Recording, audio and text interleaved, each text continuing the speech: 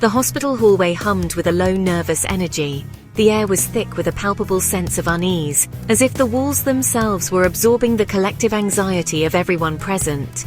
Lisa clutched her husband's hand, her heart pounding in her chest.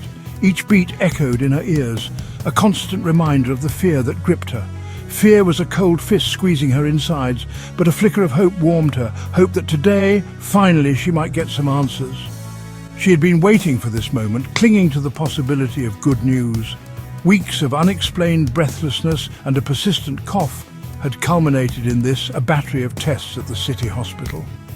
Each cough felt like a reminder of her vulnerability, a question mark hanging over her health. Lisa's gaze darted around the waiting area. She observed the other patients, each lost in their own world of worry and anticipation. It was a mix of sterile white walls and uncomfortable plastic chairs.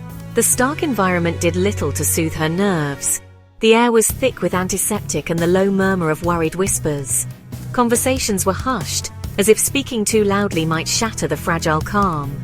Taking a deep breath, Lisa tried to calm her racing thoughts. She was here now. There was no turning back, only the path forward. All she could do was face each test, one step at a time. Each step felt heavy, laden with the weight of her fears and hopes. Her name was called, a sharp sound cutting through the hushed room. It was time. Her husband squeezed her hand reassuringly, his face a mask of concern and support. His presence was her anchor in this sea of uncertainty. As she stood, a wave of dizziness washed over her, a cruel reminder of her fragile state. She steadied herself, determined not to let it overwhelm her. She took another deep breath, squared her shoulders, and walked towards the unknown. Each step was a testament to her courage, a silent promise to herself that she would face whatever came next. The first stop was the blood draw station, a place that always seemed to carry an air of quiet tension. The nurse was a kind-faced woman with laugh lines around her eyes, her demeanor exuding a warmth that was both comforting and reassuring.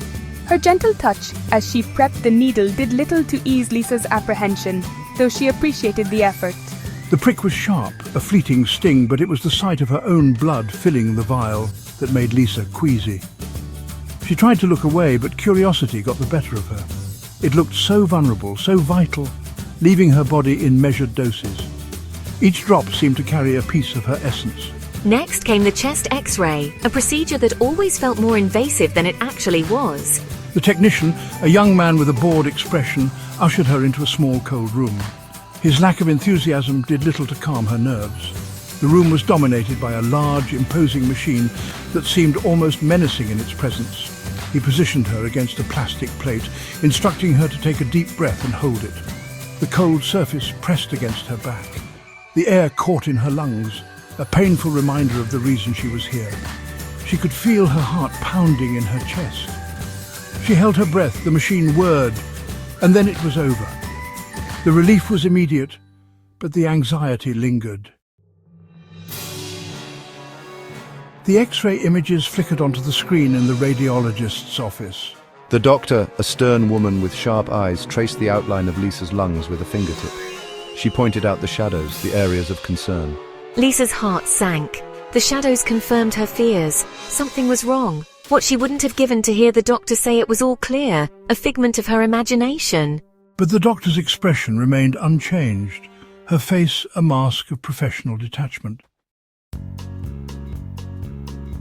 The final test is the pulmonary function test, or PFT. This test is crucial in understanding how well your lungs are working. This one will measure your lung capacity and how well you're breathing. It provides essential data on the volume of air you can inhale and exhale. All right, let's do it. Remember to stay calm and follow the instructions carefully. Lisa was led to a small booth that looked like a phone booth from a bygone era. It was a bit intimidating, but she was determined to get through it. Inside, a mouthpiece was connected to a machine with dials and gauges that looked both fascinating and intimidating. The setup was intricate, with every part serving a specific purpose. Just breathe normally at first. This will help us get a baseline reading of your lung function. Then, take a deep breath and exhale forcefully into the mouthpiece. This part measures the strength and capacity of your lungs. The machine whirred and clicked, recording her every breath. Each sound was a testament to the precision of the test.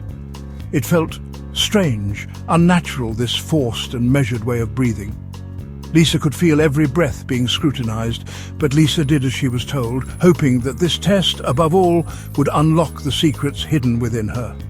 She knew that understanding her lung function was key to her health journey. As Lisa walked out of the hospital, the weight of the day settled upon her. The tests were done, the samples taken, the images captured. Now all that remained was the agonizing wait for the results. Would they hold the answer to my breathlessness, my cough, my fear? She held onto her husband's hand a little tighter, drawing strength from his presence. Tomorrow couldn't come soon enough.